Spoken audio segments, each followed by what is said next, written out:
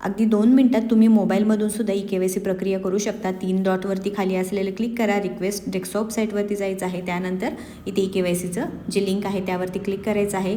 आधार क्रमांक टाका, कॅप्चे टाका, मी सहमत आहे वरती क्लिक करा, OTP पाठवावरती टाकल्यानंतर तुमच्या रजिस्टर्ड मोबाईल नंबरवरती तुमचा OTP येणार आहे। अगदी काही सेकंदात हा OTP येणार आहे। आता कोणताही इश्यू येत नाही। आता इथे OTP टाकला आहे। OTP टाकल्यानंतर काय करायचं आहे, सबमिट करा। सबमिट करा म्हटल्यानंतर पुढे तुम्हाला ऑप्शन येणार आहे।